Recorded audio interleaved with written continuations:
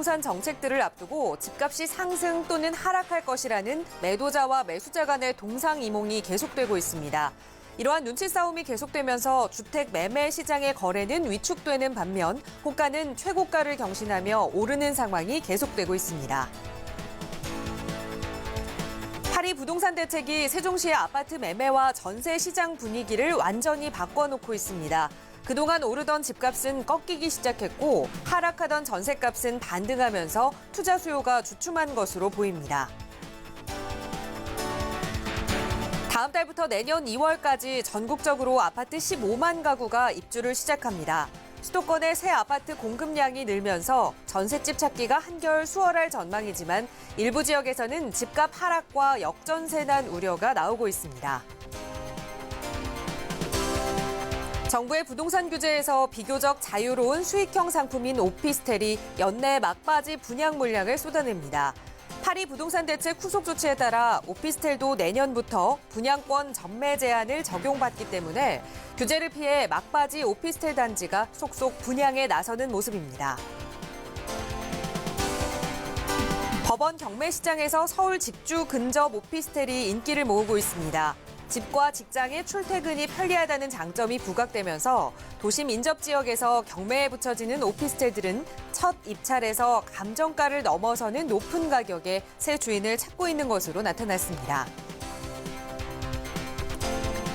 올 들어 10월까지 전국 상업 및 업무용 부동산 누적 거래 건수가 31만 건을 넘어서면서 역대 최대치를 기록했습니다. 저금리 기조가 이어지면서 수익형 부동산 투자 수요가 증가한 데다 최근 몇 년 동안 공급도 크게 늘면서 거래량이 매년 최대치를 경신하고 있습니다.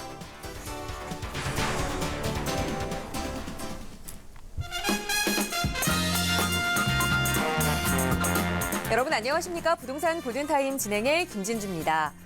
통계청이 얼마 전에 2016년이죠. 작년에 주택 소유에 대한 이 통계를 발표를 했습니다. 시, 군 구별로 외지인들이 주택을 소유하고 있는 현황에 대해서 처음으로 발표가 됐는데요.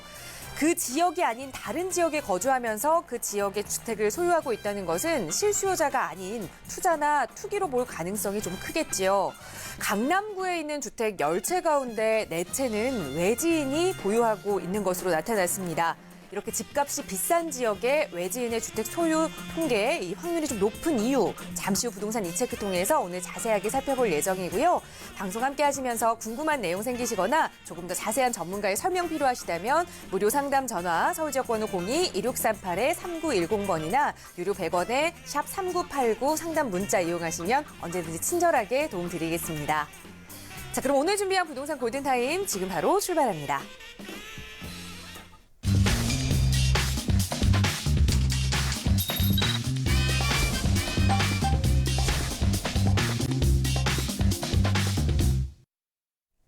네, 생방송으로 보내드리고 있는 목요일 부동산 골든타임 함께하고 계십니다. 오늘 아침에 눈이 좀 내렸는데요. 다들 안전하게 좀 이동을 하셨는지 모르겠어요. 자, 오늘 이 시간 또 여러분과 함께 부동산 정보 알차게 전해주실 전문가 먼저 소개해드려야겠지요.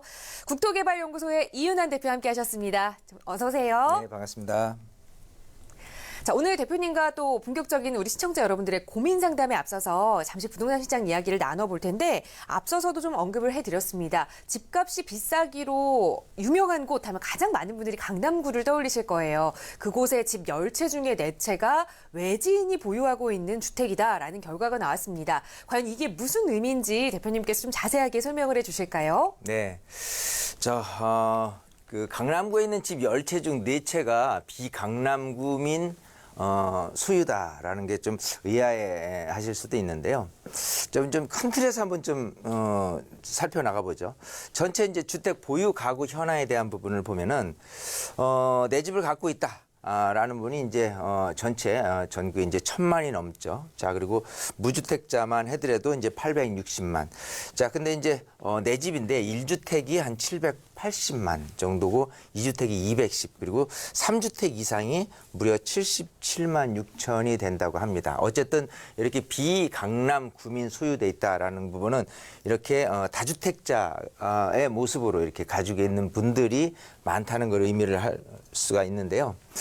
자, 다주택에 대한 가구 비중이 높은 시군을 이제 살펴보니까요. 역시 강남구라든지 서초구, 과천시 이런 순서로 이렇게 굉장히 높게 나타나는 걸 볼 수 있고, 외진 소유에 대한 주택 비중이 높은 시, 군, 구를 살펴보니까 용산구가 이제 특히 이제 높게 나타나는 것을 이제 지켜볼 수가 있어요. 자, 이 5주택 이상 다주택자에 대한 부분이 11만 명이나 이렇게 하고 있다는 것은 의외죠. 참 이렇게 다주택자도 굉장히 많구나라는 걸 느낄 수 있는데, 이렇게 서울에서 5채 이상 보유자가 가장 많은 구는 역시 이렇게 강남구를 이제 강남권에 있는 서초구, 강남구, 송파구를 볼 수가 있고요. 5채 이상 보유자에 대한 거주지만 하더라도 5채 이상 보유자 10명 중 6명은 수도권에 있는 거주자를 이제 볼 수가 있고요. 연령별로 살짝 이렇게 보면요. 일단 20대 같은 경우는 11%가 이제 주택을 보유하고 있는 정도에 그치는데 반해서 이제 나이가 이제 점점점 높아질수록 자기 거주에 대한 자기 주택을 갖고 계신 분이 많은데, 이렇게 연령대가 높아질수록 내가 소유하고 있는 집 말고 다른 2주택, 3주택제에 대해서는 꾸준히 이렇게 보유를 희망하는 분들이 많겠죠. 자, 그런데 유독 그 강남에 대한 관심을 많이 갖게 되는 이유는 그런 것 같습니다. 자, 어쨌든 내가 살고 있는 집 아닌 다른 어떤 주택, 2주택제다, 3주택제다 했을 때 그래도 앞으로의 향후 가치에 대한 전망을 봤을 때는 강남이 그래도 조금 더 낫지 않겠느냐라는 생각에서 그래도 지금도 강남에 대한 관심을 늘 갖고 있다라는 모습이 참 우리가 아이러니하게 생각할 수도 있지만은, 어쨌든 이런 강남에 대한 집중화 현상뿐 아니라 강남을 늘 관심을 두고 있는 전국에 있는 많은 분들에 대한 관심도라는 측면에서 보면은 항상 특히 아파트라든지 이런 부분에 대해서는 이 강남권을 중심으로 해서 가격의 등락폭이 먼저 선행이 된다라는 걸 볼 수가 있어요. 그래서 뭐든지 지표로 따졌을 때 그런 우선순위를 따진다면 이 강남을 제외하고 지방부터 먼저 오른다든지 서울에서도 비강남에 대한 부분이 먼저 오른다든지 하는 일들은 별로 없지 않겠느냐. 그래서 항상 강남을 중심으로 해서 강남의 등락폭 을 지켜보고 그 다음에 서울 그리고 수도권 그리고 지방을 살펴보는 것이 맞지 않나라는 쪽의 방향성을 한번 좀 지켜보는 부분이 된 거고요. 어쨌든 이런 내용들이 강남구 말고도 또 그렇지 않은 비강남구에 대한 부분을 이제 계속해서 통계를 해서 살펴볼 테지만, 어쨌든 간에 지금 부동산 시장이 약간 좀 복잡한 상황 속에서 항상 강남권에 있는 주택에 대한 관심은 늘 한번 가져갈 필요가 있다라는 생각에서 한번 이런 그 언론의 기사를 내용을 통해서 한번 살펴봤습니다.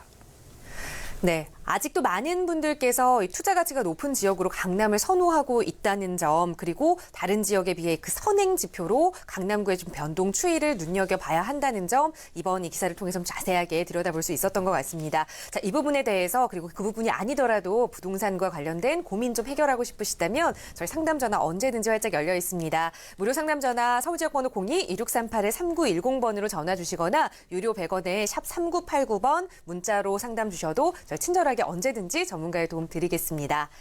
자, 이번 시간 계속해서 시청자 여러분들의 부동산 관련 고민 직접 들어보고 구체적인 해결책 찾아가 보는 시간 이어가 볼 텐데요. 첫 번째 시청자분 전화 연결이 되어 있습니다. 바로 연결해 볼게요. 여보세요? 예, 안녕하세요. 네, 안녕하세요. 자, 시청자님 어느 지역의 부동산 좀 고민 가지고 계세요? 예, 경기도 고양시 덕양구 화정동인데요. 네. 은빛마을 6단지요. 은빛마을 6단지. 지금 보유를 하고 계신 건가요? 예, 37평을 보유하고 있는데 네. 제가 2월이나 3월 사이에 청약받은 아파트가 있어서 이사를 해야 돼요. 예, 근데 주변에 대곡, 지구, 수해가 있어서 네. 예, 비전문가들 얘기는 뭐 주변에서는 대곡이 수해니까 더 가지고 있는 게 낫다. 또 그쪽에 새 아파트가 생기면 여기 빨리 팔고 가는 게 낫다. 이렇게 의견들을 많이 줘서 네. 좀 더 정확한 그런 예. 네. 의견을 듣고 싶어서요. 네, 알겠습니다. 자, 경기도 고양시 덕양구 화정동에 은빛 6단지 아파트 지금 살고 계시는데 이제 2월, 3월쯤에 새로운 아파트로 좀 이주를 할 계획을 가지고 계세요. 그럼 이걸 좀 팔고 가야 하는지 아니면 가지고 가야 하는지 그게 좀 궁금하신 것 같아요. 자, 전문가 의견 바로 들어보죠. 대표님과 인사 나눠보세요. 네, 반갑습니다. 예, 안녕하세요. 안녕하세요. 네. 네. 자, 지금 고양시 덕양구 화정에 있는 프라일 6단지를 지금 보유를 하고 네. 계시고, 자, 요거를 이제 내년쯤 해서 이제 요 근처 어디로 딴 데로 가실 건가 봐요. 네. 어디로 가세요? 원흥지구요. 원흥지구. 네. 일단 축하드려요. 감사합니다. 예년에 분양받은 금액보다 지금 가격이 좀 올랐고, 지금은 이제 네. 새 아파트에 대한 분위기가 너무 좋기 때문에 네. 일단은 뭐 기분 좋게 입성하시면 좋을 것 같고, 중요한 건 이걸 팔고 가는 거냐, 팔고 가는 게 낫냐, 아니면 좀 더 놔뒀다 가는 게 낫냐잖아요. 네, 그게 고민이 돼요. 자, 일단은 저는 뭐 바로 팔 필요는 없다고 생각을 합니다. 아, 예. 예, 하지만 이제 두 주택을 갖고 있을 때 세법적으로 이제 예전부터 갖고 있었다라고 한다면은 일시적 네네. 2주택이 되기 때문에 네네. 3년 이전에 이제 매도를 하는 게 방향성으로는 더 낫지 않나라는 측면에서 이사를 하시고 나서 막 2년 후에 매도를 하는 정도 이렇게 생각하시면 좋고요. 네네. 물론 이제 장기적으로 가서도 나쁘지는 않을 듯한데 그렇게 대단하게 좋아질 것 같지는 않아요. 자, 일단은 전망에 대해서 좀 좋은 장점에 대해서 얘기를 해볼게요. 네. 자, 일단은 지금 말씀하신 곳이 이제 화정역 근처에 있잖아요. 네네. 이 화정이라는 곳이 고양시 덕양구 이제 화정동이에요. 이쪽은 이렇게 화정도 있지만 여기보다는 아무래도 일산 쪽이 조금 더 메인인 어떤 택지지구고요. 그 다음에 이 화정인데 화정이 굉장히 살기가 좋아요. 자, 근데 좀 말씀하신 대로 이 대곡역을 드는데 이 대곡역세권 개발해가지고 이쪽이 그야말로 서북 쪽에서는 앞으로 교통 중심지가 되기 때문에 이쪽하고 가까이 있으면 있을수록 굉장히 유리해집니다.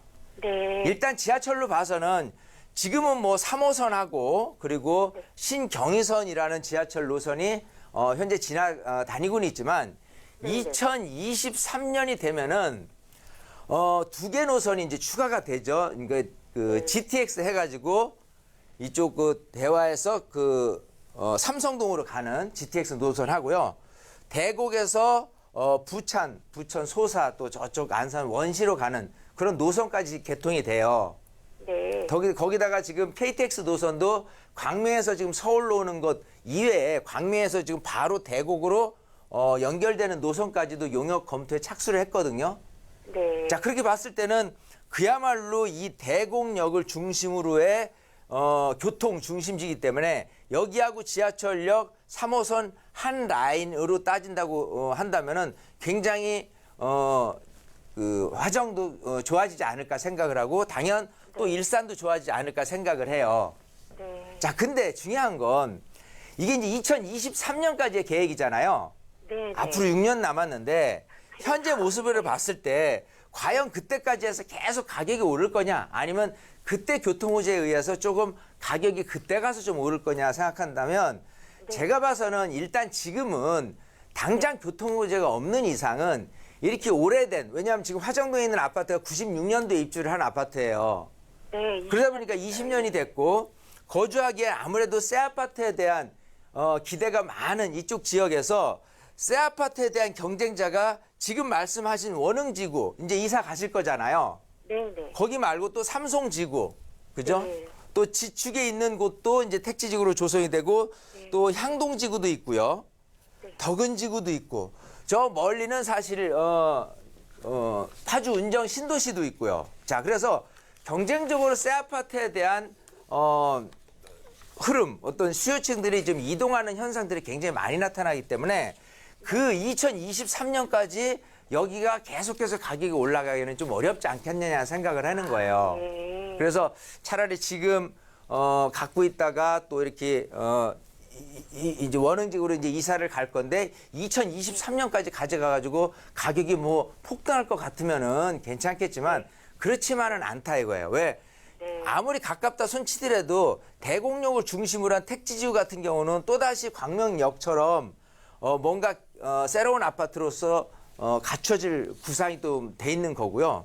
여기 말고도 이 근처에 수혜가 있다 손치더라도 여기만 유달리 가격이 폭등할 수는 없는 법이거든요. 네. 자, 그렇기 때문에 어느 정도 가격은 지금보다는 빠지진 않을 거예요. 그런데 약간 뭐 한 2년 정도만 더 뒀다가 이제 매도하는 작전으로 쓰면 좋을 것 같고, 혹시 지금 갖고 계신 집이 좀 오래되셨어요? 아, 보유한 지요? 네. 예, 보유한 지는 10년이 넘죠. 여기, 예. 자, 그러면 청약을 받은 거예요. 지금 이제 그 프라이얼 아파트가 네네. 지금 보유한 지 10년이 됐으니까 예전에 산 네. 금액하고 지금하고 시세 차이가 그래도 조금 제법 있잖아요. 네네. 자, 그렇게 따진다면 원래 이렇게 새로운 원흥지구로 갔을 때 네. 종전주택인 A라는 주택이 지금 이제 그 은빛마을 6단지 아파트고 B라는 주택이 원흥지구라면은 네. 일시적 2주택으로 해서 A라는 주택을 B라는 주택을 구입하고 나서 3년 이내에 매도를 해야지만 비과세 혜택을 받을 수 있잖아요. 네. 자, 여기는 조정 대상 구역이에요. 고양시는. 네. 네. 자, 그러면 2주택을 갖고 있다 그러면 중과를 합니다. 10%. 네. 그러면 이런 혜택을 누릴 수 있을 때 사실 매도를 하고 다시 매입을 한다고 치더라도 그렇게 세금 혜택을 얻고 하는 게 낫지, 그냥 단순하게 그때까지 가서도 좀 괜찮지 않을까 하는 막연한 생각을 가지실 필요는 없는 거예요. 그래서 그럼 항상 3년 이내에 파는 게 더, 언제쯤에요? 그럼 3년 이내에 그렇죠. 파는 게 더 3년 나은 이내에 건가요?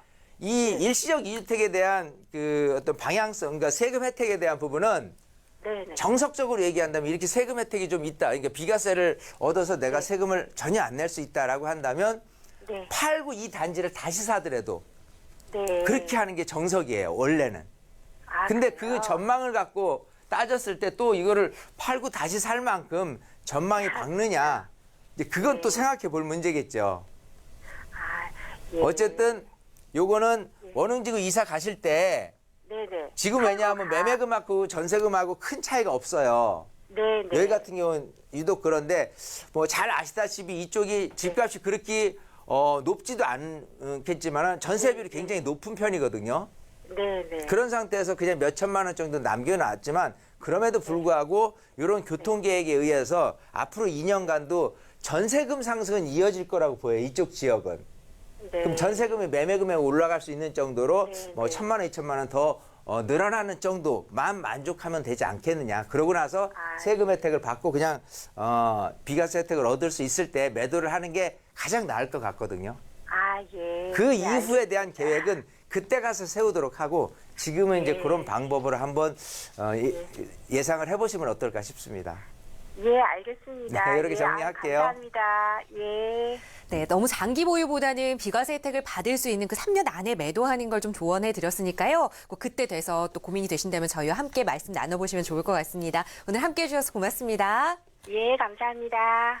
네, 시청자 여러분들의 부동산 관련 고민 상담 도움 드리고 있습니다. 언제든지 내가 가지고 있는 부동산에 대해서 혹은 내가 매수하고자 하는 부동산에 대해서 먼저 전문가의 도움 좀 받아보고 싶으시다면 서울지역번호 02-2638-3910번 무료로 이용하시거나 또 샵 3989에 유료 100원의 문자 상담 이용하셔도 저희 언제든지 친절하게 답변 드리겠습니다.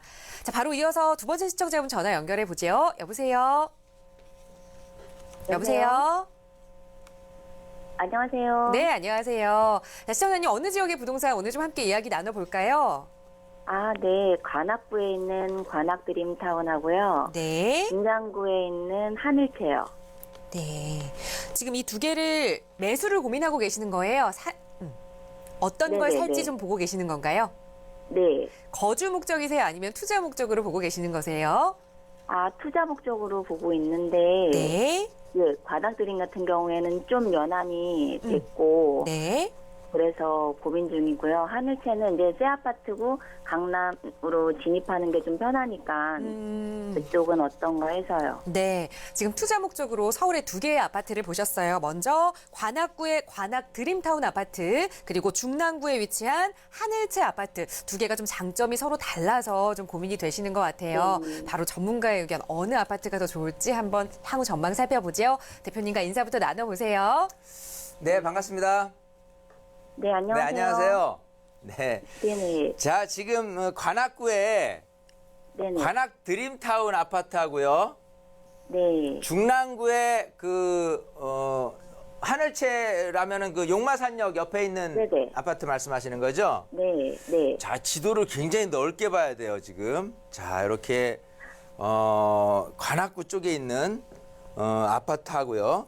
그다음에 중랑구 쪽에 있는 아파트 이제 두 군데를 보셨는데, 자, 일단 지역적으로 봤을 때 이 강남을 중심으로 해서 이 강남하고의 접근성이 그래도 좀 나은 편이기 때문에 둘 다 나쁘지는 않습니다. 자, 근데 둘 다 조금 약간 세부적으로 들어가서는 장점과 단점이 존재해요.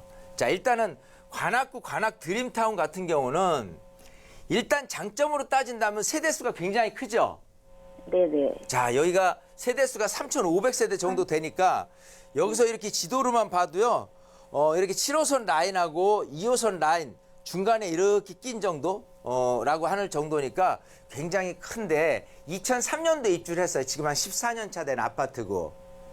자, 이 상태에서, 단지는 크고, 또 2003년도이기 때문에 한 10몇 년 차 됐고, 이제 단점이 좀 있다면은 이 지하철역하고 가깝지는 않다라는 단점이 좀 있어요. 이렇게 구릉지 오르막에 이렇게 있기 때문에 좀 교통이라는 부분도 약간은 조금 불편한 부분도 사실 다소나마 좀 있습니다만은 어쨌든 여기 같은 경우는 실거주자들 측면에서 봤을 때는 매매 금액, 전세 금액 그게 굉장히 조금 좁게 나타나요. 지금 여기 관악 드림타운에 보신 그 아파트 몇 평이 얼마죠 지금? 33평이 한 5억에서 5억 천 정도 가요. 자, 5억에서 5억 뭐 초반 정도고 전세는 얼마죠? 4억 2천에서 움직여요. 지금 4억 이거를 천에서 구입을 4억 하시는 2천. 목적이 실거주신가요? 아니면은 좀 이렇게 전세를 끼고 사놨다가 좀 이렇게 시세가 올라가는 거를 기대하면서 이렇게 가시려는 계획이신가요? 저희가 지금 그 실거주도 할 수도 있고 투자도 할 수 있는 그 두 부분이거든요. 네. 그러니까 이제 근데 투자 목적이 조금 더 강하죠. 투자 목적이 좀 더 강해요? 네네. 네. 자, 그러면 그 중랑구 면목동이죠? 네네. 면목동의 그 용마산역 근처에 있는 아파트는 요거는 그 일단은 장점이 있다면 지하철역 역세권이잖아요. 네. 자, 여기 또 새 아파트고요. 2015년도 입주했어요. 단지 네. 세대수가 그렇게 크지는 않은 한 200~300세대 정도 되는 아파트이기 때문에 근데 어쨌든 장점적으로 7호선 라인으로 강남을 이제 접근하기에는 굉장히 조금 유리한 장점이 있어요. 여기 같은 경우는 얼마죠? 매매가가 5억 7천에서 8천이요. 5억 7천에서 8천이고 전세는요? 전세는 5억대요. 5억 초반 정도? 5억 초. 네. 자, 솔직히 제가 어디를 더 하는 게 더 낫다고 말씀드릴 것 같아요? 우리 시청자님이 솔직히 둘 중에 네. 어디를 좀 더 마음의 염두를 하고 계십니까? 저희는 일단 정확하게 잘 모르겠어요. 정확하게 모르겠어요. 네. 자, 제가 처음에 방송을 할 때요. 네.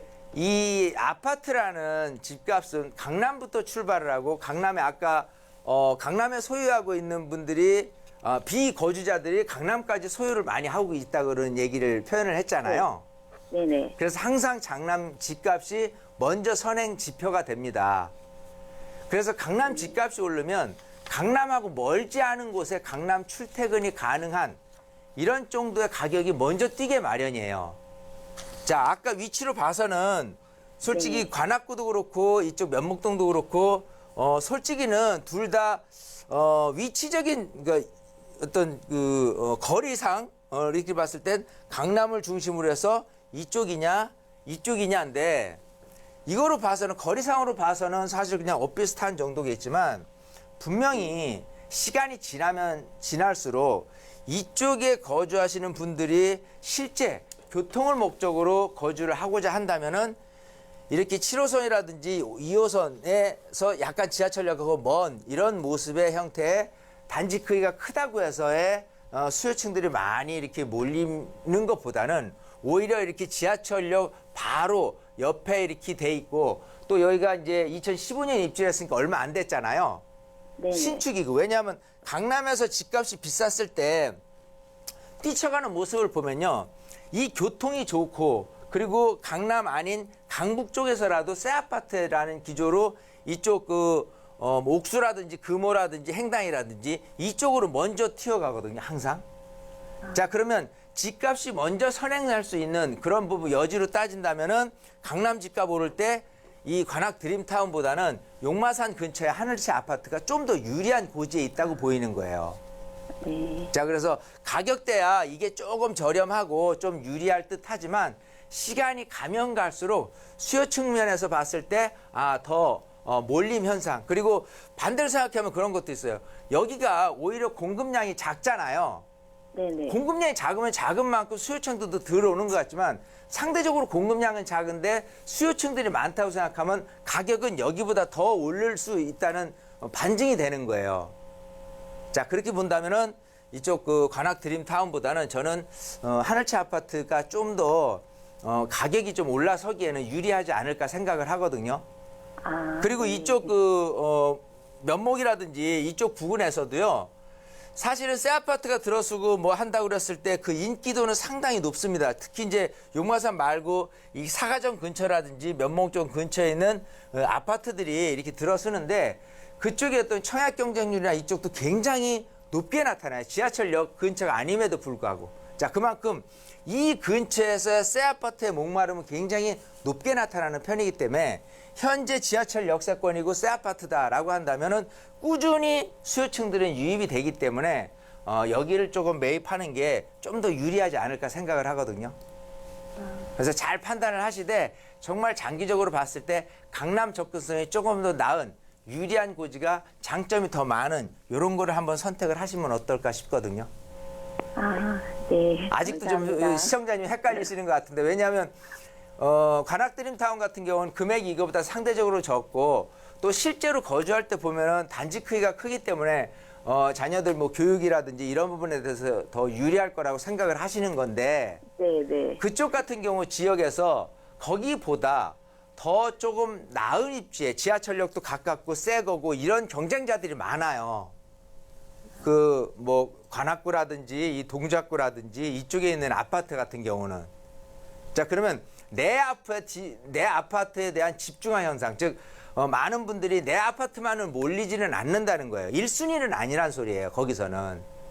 그래서 항상 후순위죠. 그 근처에 더 새 거고 단지가 크고 교통에 더 가깝고 하는 아파트에 밀려서 이대로 올 뿐이지. 단지 반대로 용마산 근처에 있는 거는 이쪽 근처로 지하철역 근처에 갈 데가 없기 때문에 이쪽으로 몰림 현상은 아까 말씀하신 드림타운보다는 더 높게 나타나니까 경쟁적으로 생각했을 때는 장점이 더 많다라고 보시는 게 맞는 얘기일 겁니다. 자, 잘 판단을 해보시고요. 어쨌든 저는 이 의견을 드렸으니까 사신다면은 이쪽을 좀 적극 한번 추천을 드려보겠습니다. 이렇게 정리를 할게요, 우리 시청자님.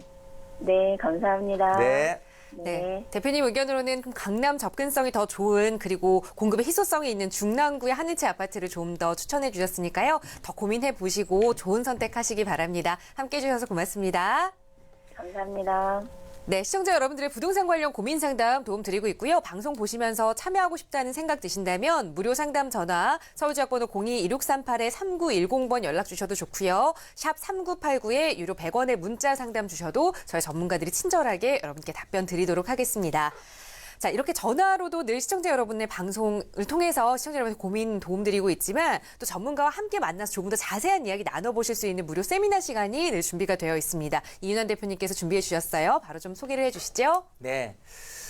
자, 세미나 주제는 크게 세 가지로 진행을 할 거예요. 첫 번째는 부동산 시장 흐름에 대한 부분을 말씀을 드릴 겁니다. 아무래도 부동산에서 뭐 투자를 잘한다, 재테크를 잘한다라는 거는 그 타이밍을 잘 읽고 앞으로의 시장 예측을 잘 하신 분이 돈을 잘 버시겠죠. 이제 그 부분에 대한 테마 주제 하나 하고요. 두 번째는 이 주택임대사업자하고 건강보험 그리고 세금까지 타치해드리는 시간을 가질 거예요. 특히 이제 주택임대사업자라든지 건강보험이라든지 이런 부분들은 정말 그 내가 주택임대 사업자를 내야 되는 게 맞는 건지, 또 명의는 누구로 해야 되는 거 맞는 건지, 건강보험료에서 또 불이익이 당해지는 않을런지, 이런 거에 대해서 고민이 많으신 분들이 많기 때문에 부동산 정책들을 앞두고 집값이 상승 또는 하락할 것이라는 매도자와 매수자 간의 동상이몽이 계속되고 있습니다. 이러한 눈치 싸움이 계속되면서 주택 매매 시장의 거래는 위축되는 반면 호가는 최고가를 경신하며 오르는 상황이 계속되고 있습니다. 파리 부동산 대책 부동산 정책들을 앞두고 집값이 상승 또는 하락할 것이라는 매도자와 매수자 간의 동상이몽이 계속되고 있습니다. 이러한 눈치 싸움이 계속되면서 주택 매매 시장의 거래는 위축되는 반면 호가는 최고가를 경신하며 오르는 상황이 계속되고 있습니다. 파리 부동산 대책이 세종시의 아파트 매매와 전세 시장 분위기를 완전히 바꿔놓고 있습니다. 그동안 오르던 집값은 꺾이기 시작했고 하락하던 전세값은 반등하면서 투자 수요가 주춤한 것으로 보입니다. 다음 달부터 내년 2월까지 전국적으로 아파트 15만 가구가 입주를 시작합니다. 수도권의 새 아파트 공급량이 늘면서 부동산 정책들을 앞두고 집값이 상승 또는 하락할 것이라는 매도자와 매수자 간의 동상이몽이 계속되고 있습니다. 이러한 눈치 싸움이 계속되면서 주택 매매 시장의 거래는 위축되는 반면 호가는 최고가를 경신하며 오르는 상황이 계속되고 있습니다. 파리 부동산 대책이 세종시의 아파트 매매와 전세 시장 분위기를 완전히 바꿔놓고 있습니다. 그동안 오르던 집값은 꺾이기 시작했고 하락하던 전세값은 반등하면서 투자 수요가 주춤한 것으로 보입니다. 다음 달부터 내년 2월까지 전국적으로 아파트 15만 가구가 입주를 시작합니다. 수도권의 새 아파트 공급량이 늘면서 전셋집 찾기가 한결 수월할 전망이지만 일부 지역에서는 집값 하락과 역전세 난 우려가 나오고 있습니다. 정부의 부동산 규제에서 비교적 자유로운 수익형 상품인 오피스텔이 연내 막바지 분양 물량을 쏟아냅니다. 파리 부동산 대책 후속 조치에 따라 오피스텔도 내년부터 분양권 전매 제한을 적용받기 때문에 규제를 피해 막바지 오피스텔 단지가 속속 분양에 나서는 모습입니다. 법원 경매 시장에서 서울 직주 근접 오피스텔이 인기를 모으고 있습니다. 집과 직장의 출퇴근이 편리하다는 장점이 부각되면서 그 1인 가구는 느는데 소형 아파트 품귀오나, 이런 기사를 통해서 한번 좀 알아볼 텐데요. 자, 2030년 가구 원수별로 해서 그 가구를 추계를 해보니까 1, 2인 가구에 대한 비율이 2000년에는 34.6%에 이제 불과를 했었어요. 근데 2010년에 47.8%로 상승을 하더니 앞으로 있을 2030년에는 무려 66%까지 이렇게 올라가는, 그리고 2045년에는 71%까지로 추산을 하는, 그래서 1인 가구에 대한 폭발적인 증가, 수요층이 증가하는 그런 모습을 예상을 할 수가 있는 거고요. 자, 어쨌든 10채 중 7채가 1인이나 2인 가구가 되는 셈이 될 텐데, 그에 반해서 이렇게 59제곱미터 이하에 대한 공급은 턱없이 부족하게 16.5%에 그친다. 그래서 수요는 1인 가구가 굉장히 늘어나는데 공급은 상대적으로 늘어나지 못하는 이런 구조로 가고 있는 모습을 이제 볼 수가 있죠. 그래서 어쨌든 전용 면적 59제곱미터 이하의 8년 평균 비율이 16.5% 정도로 나타나니까 전용 면적 이렇게 요거보다 큰 뭐 24평 아파트 이상에 대한 부분에 대한 비율하고 비교해 본다면 4분의 1 수준이라고 생각을 하니까 굉장히 조금 이런 식으로 작은 소형 아파트에 대한 공급량이 이렇게 작다라는 거를 이제 지켜볼 수가 있습니다. 자, 아까 뭐 한 16.5%가 이제 평균적이라는데 수도권은 오히려 13.8%로 더 낮아요. 그래서 오히려 더 공급적인 희소 가치가 굉장히 높게 나타나는 부분들이 있고요. 그래서 이제 어쨌든 이렇게 뭐 수도권 같은 경우 또 서울에서도 이렇게 전용 면적이 작으면 작을수록 경쟁률이 뭐 96대 1, 12대 1 정도로 굉장히 좀 높게 나타나는 수요 공급에 대한 불균형이 지금 계속 초래하고 있는 부분들을 지켜볼 수가 있습니다.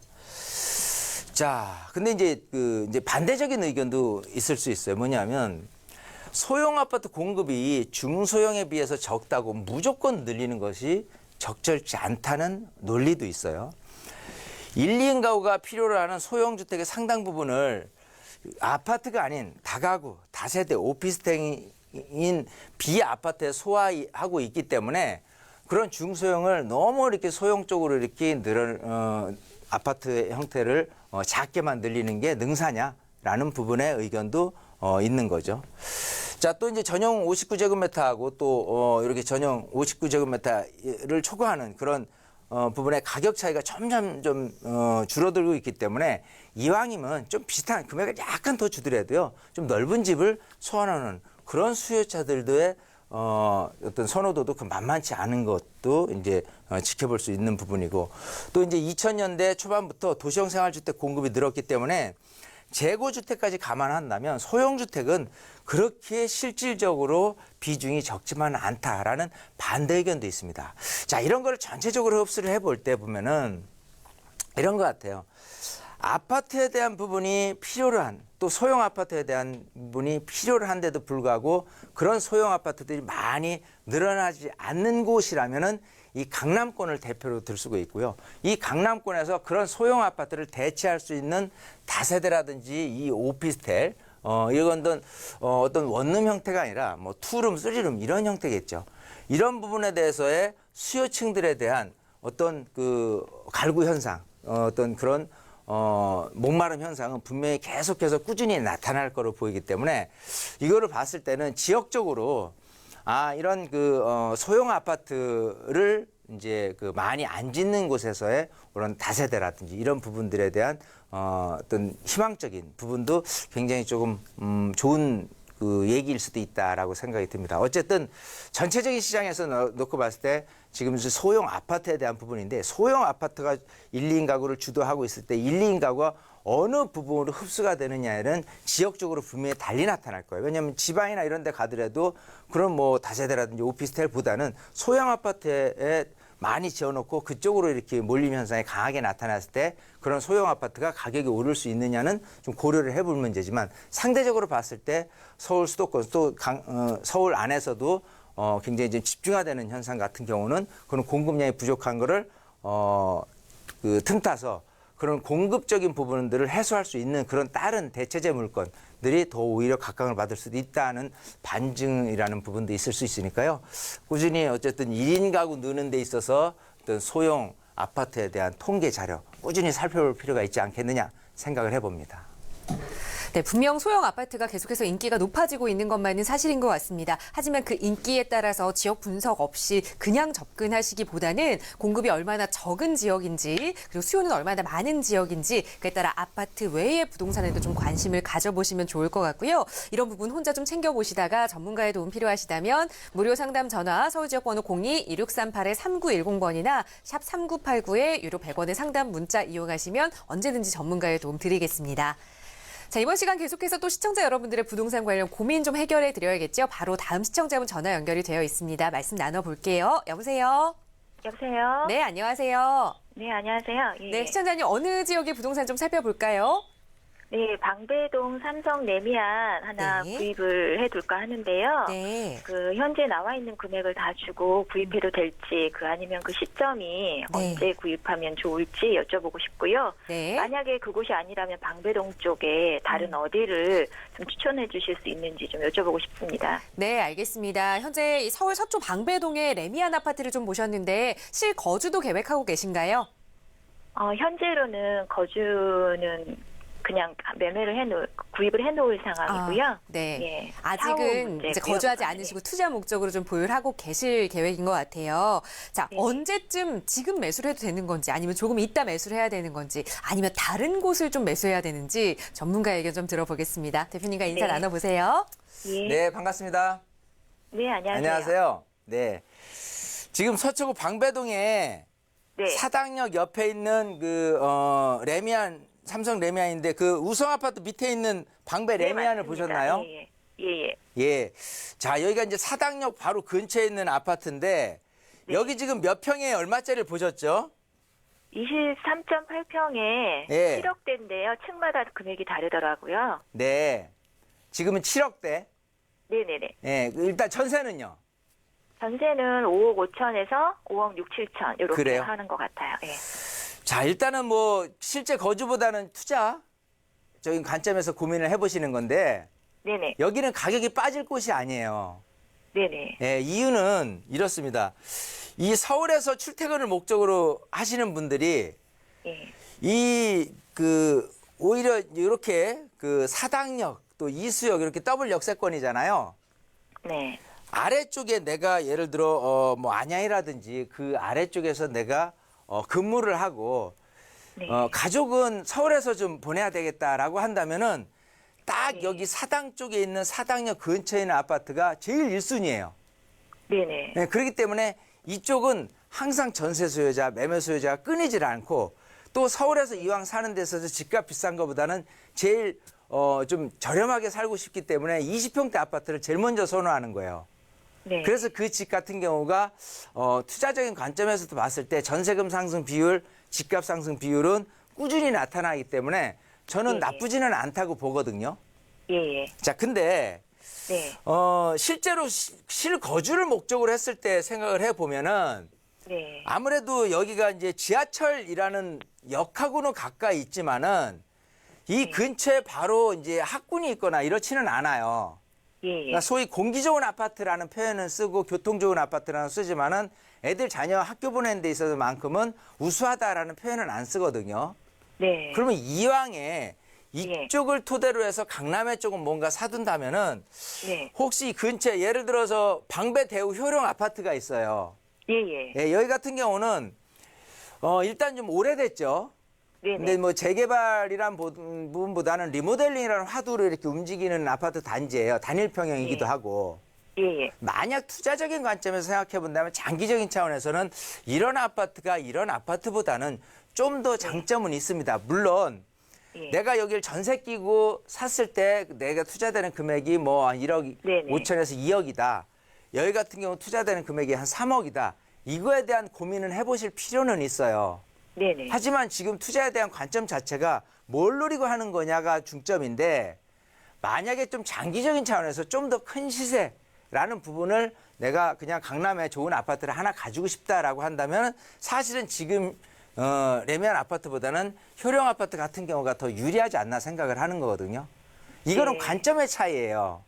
예. 우리 시청자님이 어떤 관점에서 그러니까 내가 먼 미래로 봐서 그냥 강남에서 좀 오래도록 살 거야. 그 대신에 강남 집값이 계속 꾸준히 올라갈 거니까 지금 차라리 미리 조금 전세 끼고 사둘 거야. 라는 정말 장기적인 차원에서 생각한다면 저는 대우 효령이 낫지 않겠냐 생각을 하는 거예요.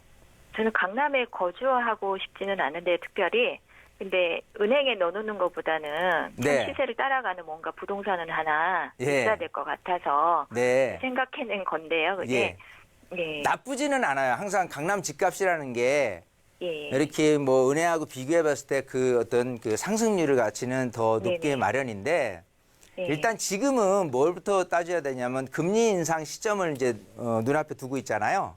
네네. 그랬을 때 시장이 조금 약간 이렇게 하락하는 국면도 맞이할 수 있거든요. 예. 타이밍을 잘 선정하시는 게 좋다라는 생각입니다. 네. 지금에서는. 그래서 네네. 금리 인상이 된다 그러면 일단은 조금 지켜보고 내년 초 움직인다거나 아니면 내년 중반기 이후로 움직이는 그런 시점을 잡는 것도 굉장히 중요한 것 같고요. 네. 또 여기 말고도 어떤 투자적인 관점에서 봤을 때 은행에 네. 놔두는 것보다 더 유리하다라고 생각한다면 이거 말고도 또 유리한 장점이 있는 부동산들이 분명히 또 있을 거예요. 이거하고만 이쪽에서만 네. 고민해 볼 게 아니고. 그래서 네네. 그거는 제가 우리 네네. 시청자님 같은 경우 꼭 세미나 오세요.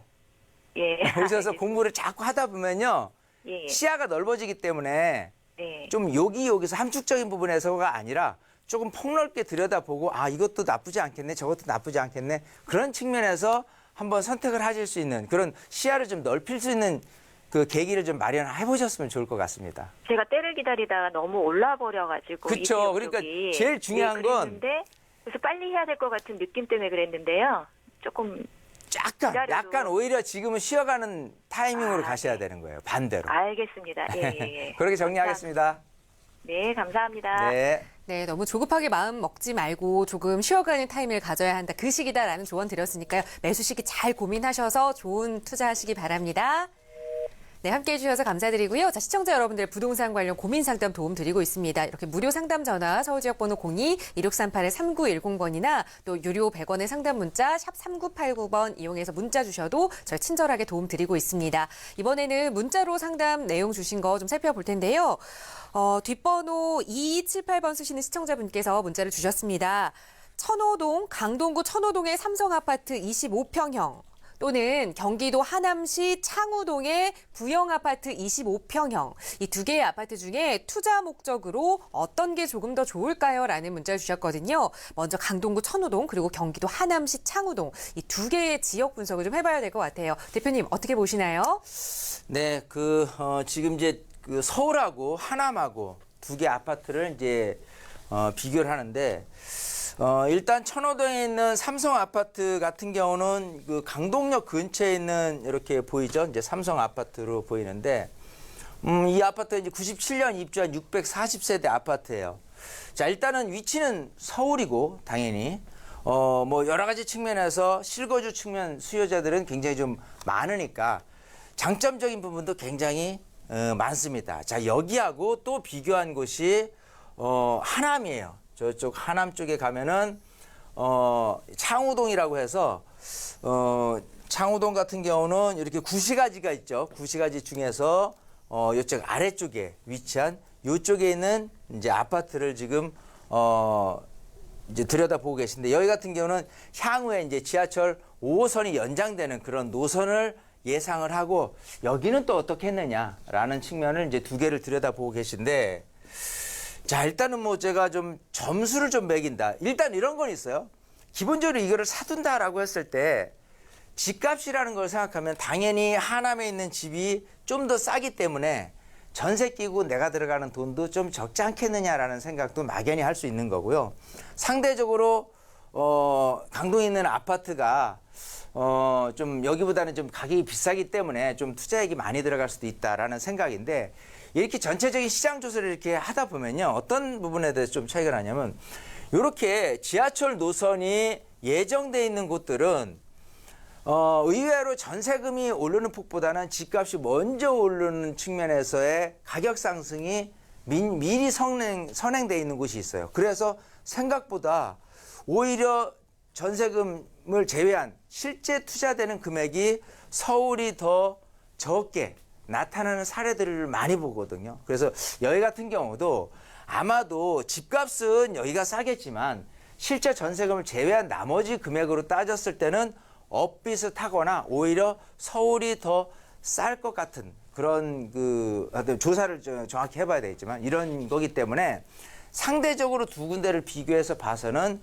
저 같은 경우는 이 5호선 지하철 역세권 하나에 또 이 근처 분위기 자체가 하남이란 곳은 워낙 이 하남 미사지구를 중심으로 해서 새 아파트에 대한 부분하고 헌아파트에 대한 부분하고는 극명하게 강남과 강북으로 갈리는 곳 같은 경우에 굳이 하남을 들어가서 강북으로 들어갈 필요가 있겠느냐 생각을 하기 때문에 하남하고 천호동에 있는 아파트를 비교해야 한다면 저는 천호동에 있는 아파트가 좀 더 유리하지 않겠느냐 생각을 해보는 거고요.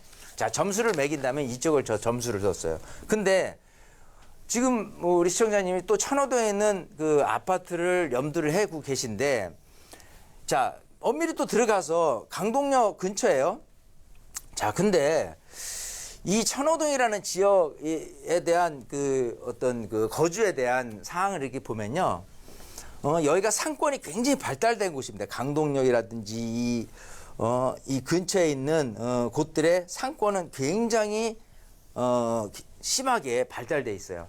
예를 들어서 강남역 근처에 있는 아파트가 비싸냐 아니면 저쪽 반포자원에 있는 아파트가 비싸냐라고 한다면 상권이 잘 돼 있는 강남역 근처에 있는 아파트가 상권하고 관계없이 주거 용도에서 주거 지역이 넓게 아파트로 구성되어 있는 아파트보다는 턱없이 가격이 낮습니다.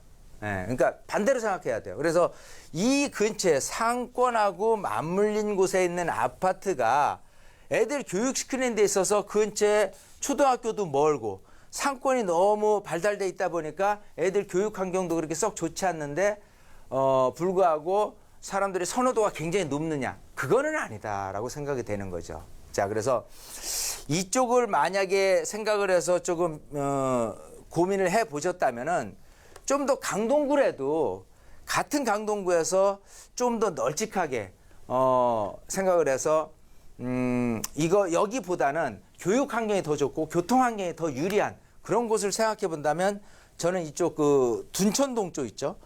이쪽이 이제 둔천주공 아파트가 이제 거대하게 이제 들어올 건데 그 근처에 이제 9호선이 이렇게 연장이 됩니다. 그래서 지금 이제 보훈병원까지 연장이 될 거고 그 이상으로 또 연장이 추가로 될 텐데 보훈병원하고 이렇게 둔천주공 아파트 사이에 있는 이런 아파트 단지 같은 경우는 지금 아까 얘기한 강동역 근처에 있는 아파트에 비해서는 훨씬 교육 환경이 기본적으로는 좋고요. 또 교통 환경도 5호선 라인보다는 9호선 라인이 어떤 강남 접근성이나 여러 가지 장기적인 차원에서 훨씬 유리하고 또 근처에 둔천주공 아파트가 들어서게 됐을 때 엄청나게 이렇게 새 아파트에 대한 관심이 많았을 때 근처에 아파트까지 불꽃이 튀어갈 가능성이 높게 나타나기 때문에 천호동에 있는 아파트보다는 오히려 둔천동에 있는 아파트를 좀 들여다보는 게 낫지 않을까. 물론 금액에 대한 부분에 차등은 있겠지만 제가 분석하기로는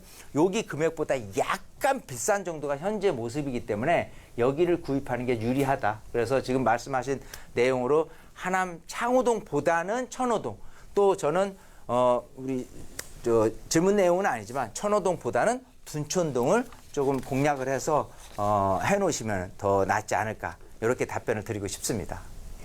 네, 고민하셨던 두 개의 아파트 중에서는 강동구 천호동 아파트를 조금 더 선호하신다라는 말씀해 주시면서 조금 더 조언을 해 주셨어요. 강동구를 좀 보신다면 둔촌동까지 좀 교육 환경이 잘 갖춰져 있는 동까지 살펴보시면 좋겠다라는 말씀 드렸으니까요. 또 살펴보시고 궁금한 내용 생기신다면 언제든지 저희에게 연락 주시기 바랍니다. 자, 언제나 저희 상담 전화 서울지역번호 02-2638-3910번 무료로 이용하실 수 있고요. 또 유료의 상담 문자 샵 3989번 이용하셔도 전문가의 친절한 도움 드리고 있습니다.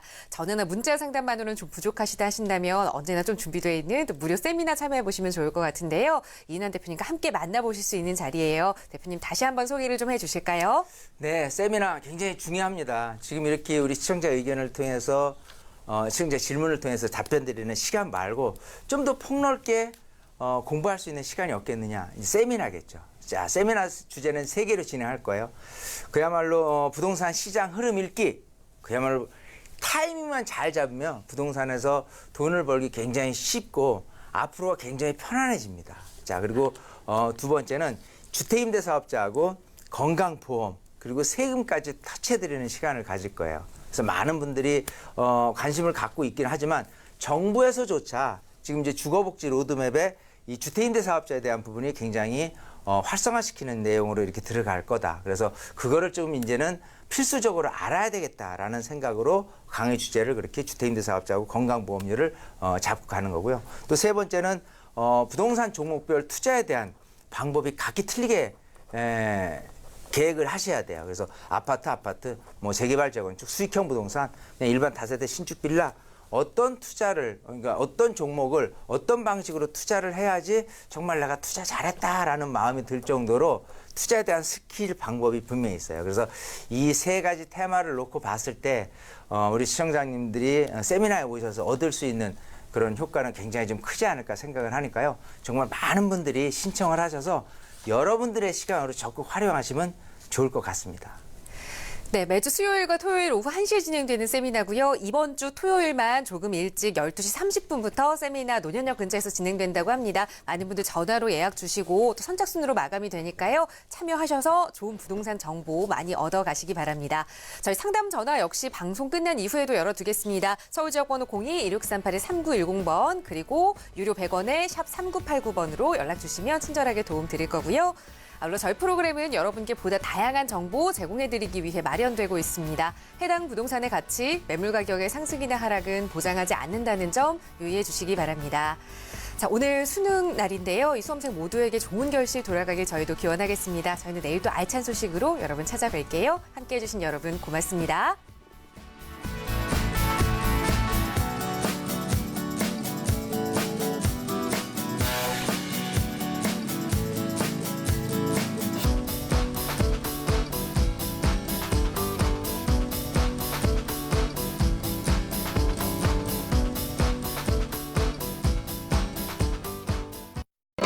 본 방송에서 제공하는 정보는 투자 판단의 참고 자료일 뿐이며 해당